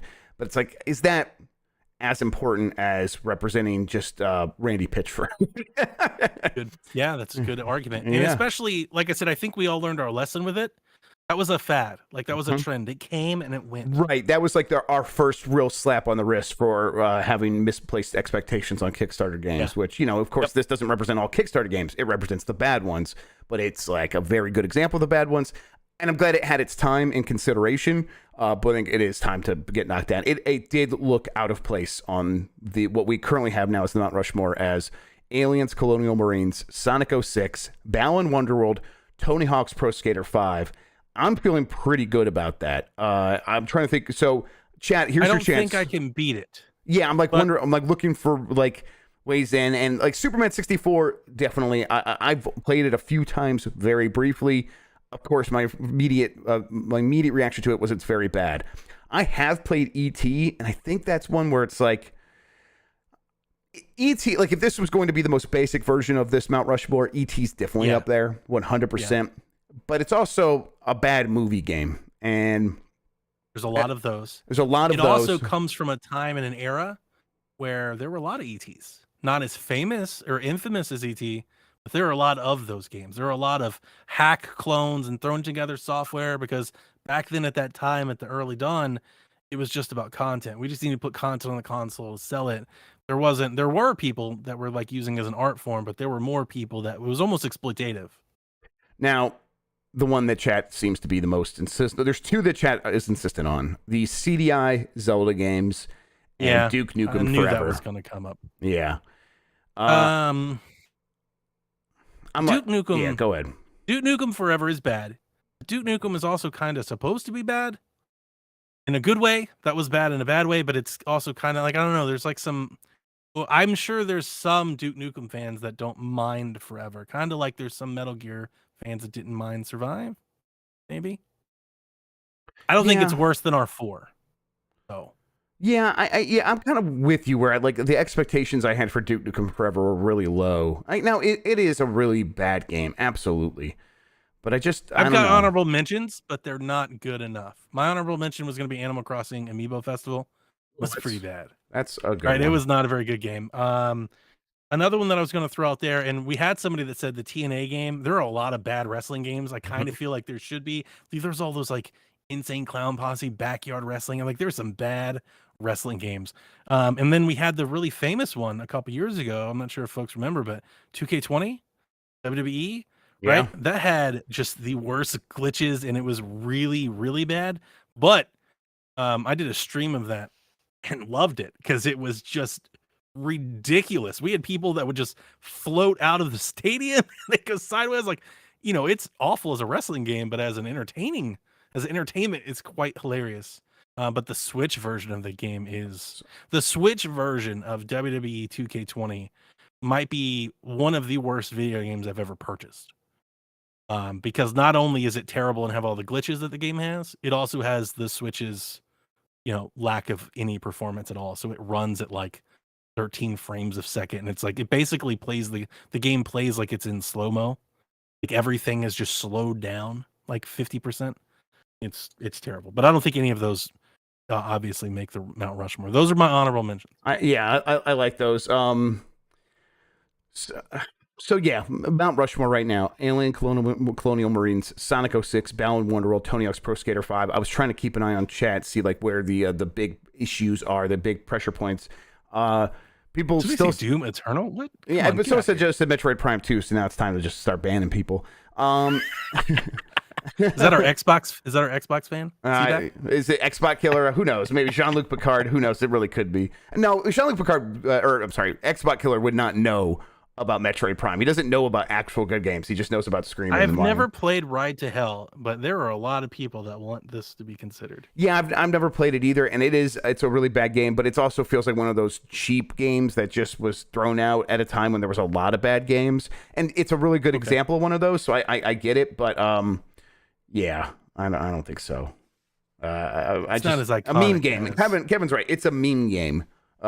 It's like one of those ones that people see it, they see GIFs of it, they see other streamers play it, and they're like, "Oh, this is really bad," but it's bad in a fun way because my audience will laugh. Excuse me, alongside me, and maybe that's Balan Wonderworld too, but I think Balan Wonderworld for me is one that needs to be up there more than Ride to Hell. I know. I see Wolf saying 100% should be up there, but so the argument is Alien Colonial Marines versus Duke Nukem Forever. Like they're both examples of development hell. I don't know. I think Alien Colonial Marines just feels like a better example to me because it's just it's bad in some like really bland ways. I don't think this counts. But it just hit me. I'm like trying to Google stuff on my phone just to like jog my memory.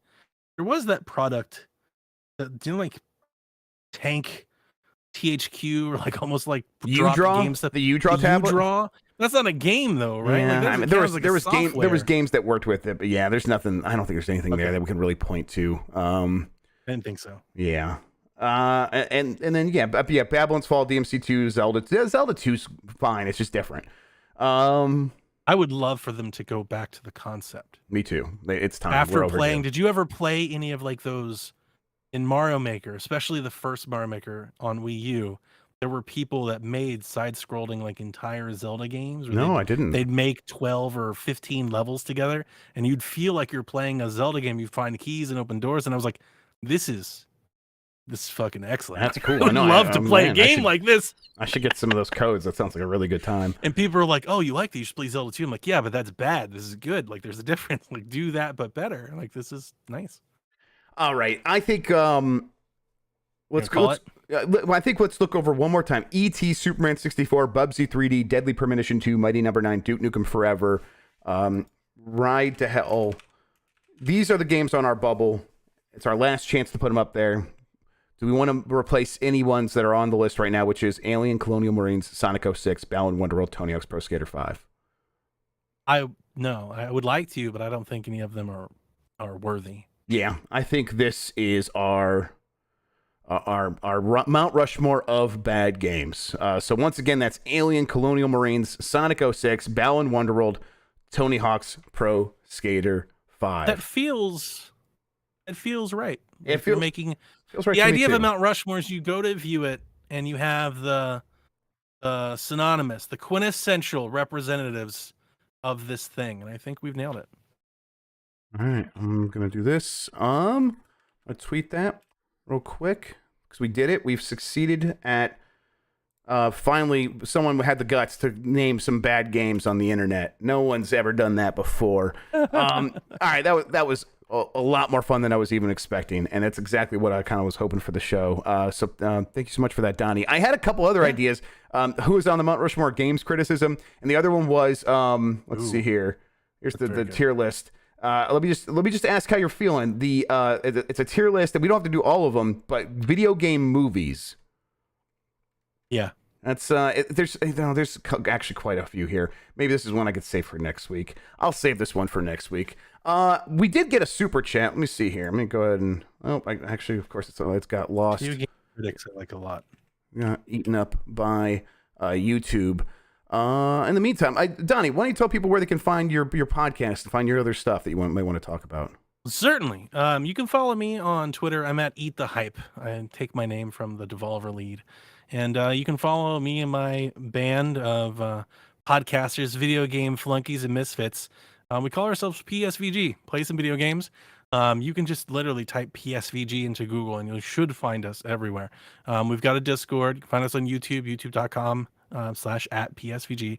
But if anybody knows Rebecca from the Nintendo Shack, I actually started the Nintendo Shack years ago, and then I passed the torch off to Rebecca and Garrett. So they had that up. I do Play Some Video Games, which is kind of the network podcast for the group with Devin and Delvin and our other podcasts that come through. We also have a PlayStation show called The PlayStation Experience. We have a whole little group together, our little slice of the internet. And yeah, we like to have fun, and we've had guests come through, and obviously it's how Jeff and I cross paths. And then he's been over quite a bunch, which we're always eternally thankful for. Yeah, so if you're into that stuff, if you're into gaming, we just love games. Like all of us love games, right? So our Discord, like a lot of Discords, is set up. We've got PlayStation Place, Xbox Place, all that stuff.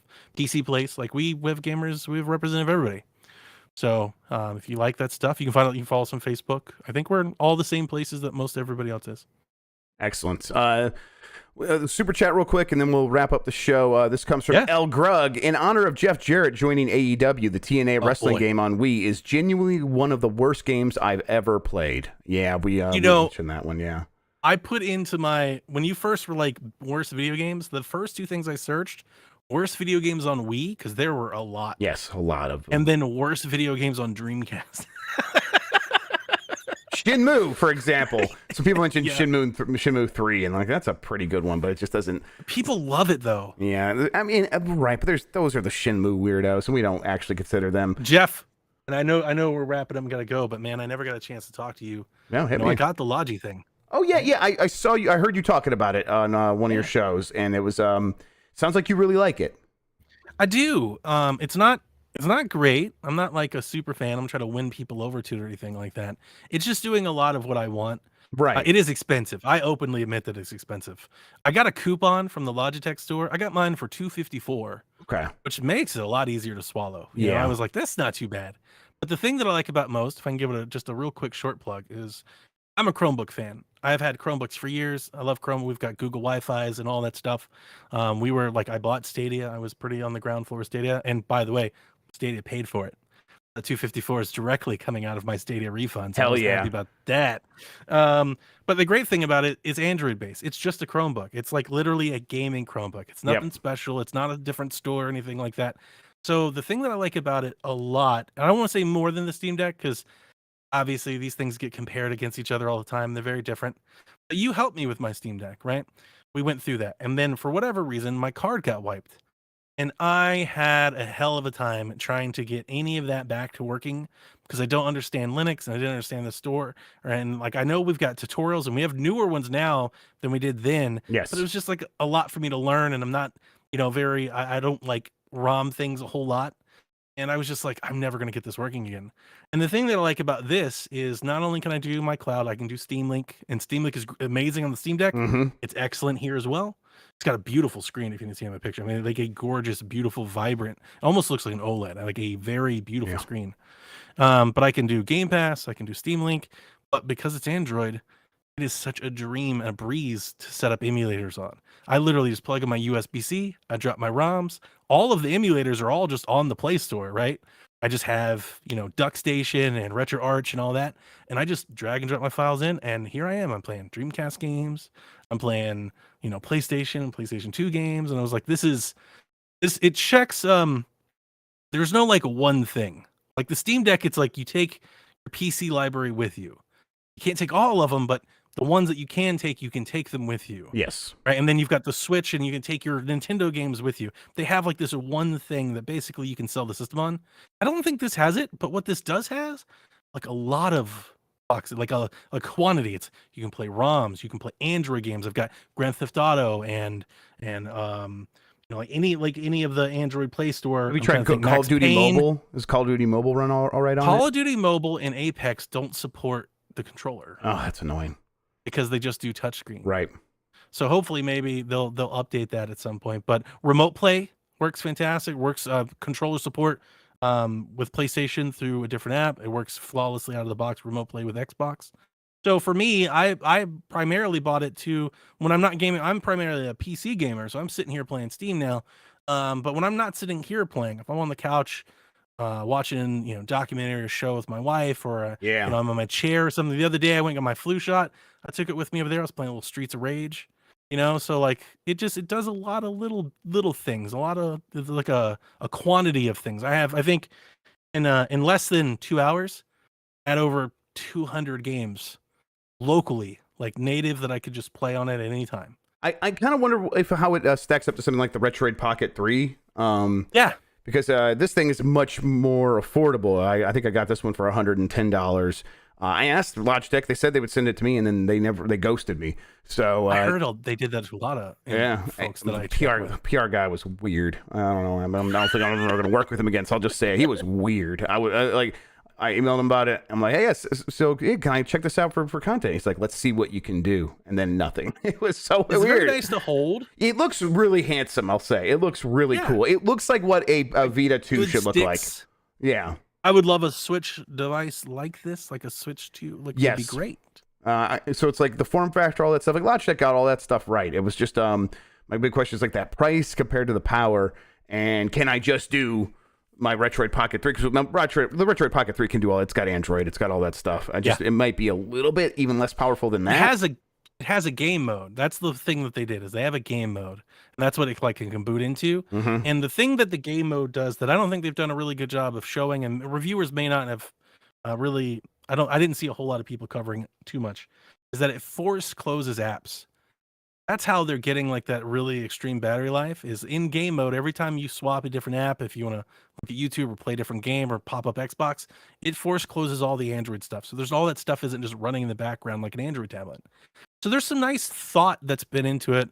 It's pretty slick. It's kind of Switch-esque, left to right, and you can click on a menu and get a bunch of tiles. So in that regard, like, there's some thought put into it. And I will tell you, it's not amazing. So if I can bring some criticism, there are just some little Android quirks that come with it too. I was watching a YouTube video that I clicked into a playlist, and it started playing it in portrait, so I had to turn it like top vertical. Right, yeah. And then I couldn't get it to go back. There's no portrait, like I couldn't shake it to rotate or anything, so I just had to close the app. So it is, and like they're dealing with what they can. They don't own Android, right? It's not their place, so they just kind of made a device and a little launcher to kind of make it convenient and easy. And I do agree the price is too high. I think the sweet spot for everybody is kind of $199, but you price high so you can discount, and I think one day it might get there. And I think maybe if they give it a second chance, they might find something that they enjoy. For the folks that do the Retroids and import handhelds and stuff, I think there's a little bit to offer here. Yeah, I'm still curious about it. I think I'll check out that Razer, and what is it? Who are they making that with? Verizon? Is it a Verizon one? Yeah, Verizon and Tencent. Yeah, so I want to check out that one. That one seems to have a lot more power. And are you interested in that one? Because that's got the Kishi, and you just snap on the side of the tablet, and that I want a handheld. I'm tired of attaching, and mostly I want to see if it's an improved Kishi too, because my Kishi, I had two Kishis and they both broke. And we had that deal where I sent you that one. And you submitted and the second one broke too. Is yours still running? I used it for about a day, and I was like, "This ain't it." Yeah. And I put it in Chucky's hand. Now it's just a nice little shelf ornament. Yeah. I don't know. Handhelds are definitely something I'm much more interested in, but I kind of just want to see what Razer ends up doing and see. I'm sure it's an excellent tablet. Yeah, exactly. I mean, everything Razer makes is really good. Yeah, it's just sometimes they break, and it's like, man, my Kishis. All right. You've been playing anything else? Because I've been just basically been playing Marvel Snap. I played some Call of Duty online multiplayer. Taking over. Yeah, Marvel Snap. Yeah, Marvel Snap. I can't escape it in my Discord. I can't escape it in my Twitter. It's really good. I had a conversation with some of my mods who have played a lot of other card games, Sean and Christian, who are here, and they didn't get into it because there's people who played like a lot of Magic or a lot of Pokemon and Yu-Gi-Oh. And they're like, this feels like playing Pokemon the card game on my Logitech device. Yeah, perfect. And their big issue is like, it feels too much like RNG. And I think they're probably mostly right. It's just it's only RNG to a point. It feels RNG in the same way that poker has RNG, where there's obviously like going to be times where if you don't draw the right stuff and your opponent does, you're going to lose, and that comes down to luck. But there is the bluffing element, and it is about playing the odds. And you need to understand the math, and that is I fit into that more than I do just trying to play a very specific strategy in a traditional card game. And so it's like I'm playing the odds, and that is, and sure, yeah, there's still RNG there, but I'm winning more than I'm losing because I'm playing the odds most of the time with some decks that are capable of winning. And then the decks are really fun. Right now they're they do these things called hotspots, where it's like the thing has 3 lanes, 3 locations, and these locations have their own buffs and debuffs that might destroy all your cards at a location. Or, for example, if you play your cards there, what happens right now is, and this is the hotspot for like the last day, it'll make a copy of that card in your opponent's hand. So if you want to play good cards and you want to play them there, your opponent's going to get those cards, and you'll know they'll have them, so you can kind of build what they have in their hand a little bit and like work against that. But really, you want to avoid doing that. So what I've done is I built a move deck so that I can play the cards elsewhere, and then they move to that spot, and that doesn't activate that same thing as if I played it there. So it's like now I have these decks where it's like, okay, I'm going to all these other spots, and the person's playing against me, expecting me for everything to end up there, and like then I'll play one card that moves all my cards one spot to the left. And they move into that slot where they haven't been playing anything, so they're worried about the same problem that it poses of giving me their cards. It sounds really fun, and I automatically win because it's like I'm playing the odds, and I know that place is going to show up because it's a hot spot right now. So most games are going to get it, and it's really fun to plan against, and I could see why like the super duper trading card game guys are not clicking with it. And they didn't say it was a bad game. They're just not clicking with it. And I see that, but for me, it's clicking so hard. I'm really enjoying it. I'm not typically the Marvel guy, but it's taking over. That was the best pitch for this game that I've heard so far. Like you've been like I enjoy making kind of like Pokemon weird trainer decks that kind of just fuck with my opponent and make me move cards around and move damage counters around. It's really funny to kind of, tease people like that. So like your little strategy, I was like, I didn't know it was that deep, to be honest with you. It can be deep, but you also can be you could just kind of play a more random strategy, and you probably have a chance of winning some here and there. And a lot of it still does come down to luck, absolutely. But you can at least try a lot of different ideas, and that feels nice. It's almost like the golf of trading card games, because you're almost playing against the course more than you're playing against the other player. Like obviously the other player, you have to play against them. You have to go in spots where they're not. And if they are putting all their cards in one spot, give up, try to win the other two spots. Sure, but those location variables are often much more important than what your opponent is doing, and so it's like, or at least it's equally important. And that like that asynchronous gameplay, like you're kind of doing your own game, and then you're kind of adjusting it to based on you're measured against what the other player's doing, yes, but you need to be playing against the reality of the locations way more. And it's like, I like that a lot. It's a good pitch, man. It makes it work for 3-minute matches. Like this would like. If you were playing against the other player and only against the other player, a 3-minute match would feel way too fast, and like you really can't build up anything. When you're playing against the locations, it does feel like, okay, you can do that in 3 minutes and make it super satisfying, and it really is. And then Call of Duty. On PC, I'm playing Mad Max, and then on Switch, I'm playing Bayonetta. That's what I was playing before work week came down. I was playing those. I did a set on the quick look with Dan for Bayonetta today, and it looks like so much fun. So I'm gonna pick it up here real soon, and I'm gonna play it. It's really good if you are okay overlooking the way that it looks at times. It's a kind of a strange one to review. At times, it looks gorgeous. The style is really good. Technically, the visuals leave a lot to be desired at certain locations. There are times where this thing just straight looks like an early 360 game. Yeah, I think like that when there's a lot going on, deal with that. Yeah, it seems like they turned down the detail on a lot of things. From what like Xenoblade 2-esque, muddiness and visuals and textures and things like that. But if you're okay with that, the story is bonkers and the set pieces are wild, even way more than Bayonetta 2, and like the little adventure areas and stuff. Like it's all just kind of more blown up than before, and in that regard, I'm even for all of its kind of shortcomings, I'm having a lot of fun playing it. So I'm still playing it. Like once I get the work week done, that'll be the first thing I'm going back to is Bayonetta. Excellent. All right, let's read this super chat from Joaquin Branch. Hey gents, are the partnerships with the former Western Square Studios with Xbox indicative of an let me see this guy of an offloading by Embracer to Xbox in the future? Nah, not necessarily. They're just working. It would be weird for Embracer to buy them to sell them to Xbox. Xbox could have just bought them. I suppose they did get exactly. Xbox could have just bought them. Although I don't know, maybe Embracer is buying them with the hopes that Xbox will buy them for a higher price later. They can flip them. Yeah, but it's not. That doesn't seem like Embracer's business. Nobody does that with studios, though, right? Like that's not how. It'd be weird if they did.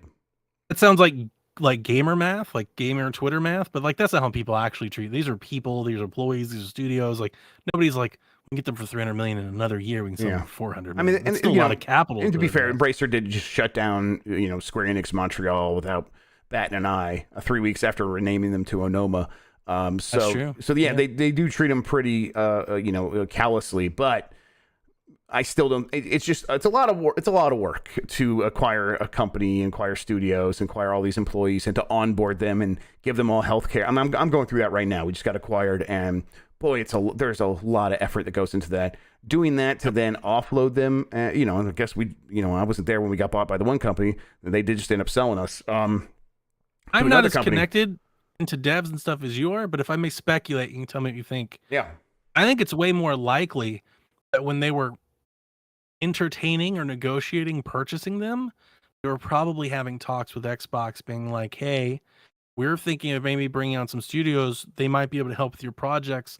Do you have some contracts for us? Like, they're probably factoring that in. I think Square Enix was what made these deals originally, because we know that the Perfect Dark deal did happen under Square Enix, right? So to me, that says Square Enix is like, fuck, man, we tried everything with these studios. We tried making the Tomb Raiders and all these other stuff, and then we tried making Marvel games, and that's all the ideas we're ever gonna have to do with these studios. Just fucking have someone pay us to go help your games. And Microsoft's like, sure, man. And this business we know fits. These studios.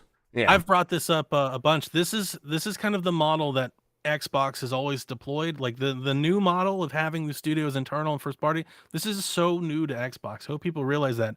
For the Xbox and the 360, it was always kind of second party, third party exclusive. They'd farm it out, they'd buy it. There's all these external folks developing these games for Xbox that they would then get exclusives and sell. They didn't have a lot of first party. I mean, this is not very long ago. It was like 2016, 2017, where they had like 4 internal studios. It wasn't that many, and now they've got like about 400. They've really went the other way, but this is very new for them. And I think we've heard how they deal with contractor support with Halo and they can't come around for too long. I think Microsoft very much likes, we're going to make a contract with this studio. They're going to help us ship this game. And it's up to that studio to hire the employees to figure it out. Yeah. And that's it, right? Yep. Like, here's your money, and we'll see you when the project's done. I think that fits very much with kind of right. It's not working with a contracting company, although I'm sure they're still working with contracting companies, but it's like, no, we are contracting out a whole studio. And then it's up to that studio to pay these people and figure out how they're going to be employees or Halo, contractors or whatever. They could bring in contractors, but they couldn't have them on longer than like 1-year retainers, right? We heard all that during Infinite. They had to like redo them or recycle them and refresh them, come through. I think they'd much rather just pay an external developer to help ship the game. Mm-hmm. I think it's and it's going to work for them really well, because these are talented studios. And they weren't going to, under Square Enix, it didn't seem like they were going to end up doing anything interesting or worthwhile. What do you think of Square? So Square sold them, and then a couple months later come out and talk about how they need to be more of a global presence. Yeah, I just think this is a company that is poorly managed. I think it's that simple. Okay. I mean, listen, I think they sold their Western studios because the profit margins were low on what they were working on. It was like 3-4% at the highest. Yeah, the return on investment was. It's a lot of risk. Yes. To take when not only are you not making a lot, but the chance of hitting big was low. Right, and that 3% profit margin was for the years where they released big new games, and it's like, well, they're going to go into a couple of years where they weren't going to release anything, and they're going to. It's like that number does not make sense. So you cut that limb off. You say, well, that's just lost. And now when you look at our numbers, when we make investments, our profit margin's better. Now, sure, we're making less revenue overall, but it's less risk and less exposure to potential calamity if something didn't work out. And I think I've asked you this before. I know we're wrapping up. I don't mean to throw another wrench in here, but since we're kind of on this topic, I think of all the folks that I listen to, I think you have the best kind of mindset for this. One thing you've always brought up with Ubisoft. They have kind of, not perfectly, but kind of, they're the best at having multiple global studios ship a game. Yeah, they have all these different folks that are doing it. Are other folks, are they helping others? Do they have like some sort of management style or anything that others are like, hey, can you show us how to do this? Is that like a thing that they do? Or is it more likely that PlayStation, Xbox, and other folks, they're like, we need to hire those people. We need to bring some of that over, because it seems to be especially in the AAA development space. I think every project that we're here, there are very few. This studio made this game from start to finish. It's a lot of collaboration. We're bringing in support help or contractor help. It seems like that management style, or that, I don't know, that work cycle, that process seems to be like they've kind of have a market cornered here. I wonder just how valuable that might be, kind of in the, in the talent space. Yeah, I mean, it has its double-edged sword, because right now they have a lot of employees. They have way more developers than anyone else, and it's both an asset and a hindrance. It's a liability because they have so many employees they have to pay. And now when they're in now they're in low tide of trying to figure out what's going to be next for them because they are struggling to find the next trend that they can jump on. That it's hurting them. But it also makes them maybe a potentially juicy target for acquisition. but also it makes them challenging because they're so massive. It's like they would need to streamline before they make a lot of sense for a lot of companies. But in terms of actually, coming up, like in terms of predicting where the development model was going, Ubisoft was way ahead of the curve in having developers internally all over the world that could all work on the same project. And so they didn't have to hire out to a bunch of contract studios, and they were able to quickly... And you see like 7 studios ship an Assassin's Creed game. It's because they're sharing. And they were able to put an Assassin's Creed game out every year. It's like a lot of other companies would never be able to do that. You could put out... The Marvel. You can put out Call of Duty every year. Call of Duty was like it was a 5-hour campaign and some multiplayer that's a lot like last year's multiplayer. They could do that. What do we constantly hear, right? Different engines, different workflows, different styles, different approaches. We have, in the PlayStation studios, Naughty Dog has the Naughty Dog way of doing it. The other folks have the other way of doing it. In Xbox studios, there's Slip Space. A lot of folks use Unreal. Some other folks use internal. There's id. There's all these different variables when we hear and we listen to folks like you share, about game development. And here's Ubisoft. They're like, no, we got 9 studios. We're making 9 games. They're all going to ship next year. You're like, what in the hell do they have? What are they doing? I always wonder, if you're Jim Ryan, you're somebody like, we need some of that. Why aren't we operating that well? Yep, absolutely. All right, we should wrap things up. Donnie, thanks for telling people where they could find you earlier. Anything else you want to share before we get out of here? No, man. Thanks for having me. I appreciate it. I hope folks give us a try, and I'd love to be back. And this was a pleasure. I had a lot of fun. Yeah, thanks. I think anytime Mike's out, I'm probably going to give you a ring first. Come in here, sit with me. It was a really good time. Thanks, everybody, for watching. Let's see. Extra Life. We're doing Extra Life on Giant Bomb right now. So if you go right from here, go to twitch.tv/ I think Joseph J. Brony. Dave Lang is streaming right now. You go to giantbomb.com/chat too. /chat, yes. Sorry for interrupting. I was about to say that. Yes. You can also, please. If you're in the Discord, if you're in the Discord, you can see the events going on, and it's gonna be all weekend. Yes. So check that out. And that includes me on, like I said, Sunday night 9 p.m. until Game Mess morning. So it's gonna be a long night for your boy. But I'll be playing God of War, and then we'll go into Game Mess mornings. And you could spend You could spend a night of gaming in worse ways than God of War, as our Mount Rushmore shows. Yes, exactly. There was no God of War on the Mount Rushmore of bad games. All right, everybody. Thanks. We're gonna get out of here. Let's see. How do I normally end the show? Oh yeah, let me hit the music. Let's see. Let's do this. You didn't even hit the music. Let's see. Oh my God. Music now. There we go. Cult of Lamb. Oh. Yeah.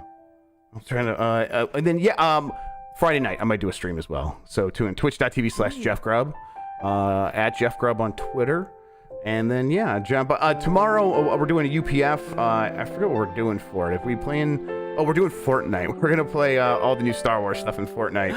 And, is Pickle Rick in Fortnite, Christian? You're allowed to say you like it. I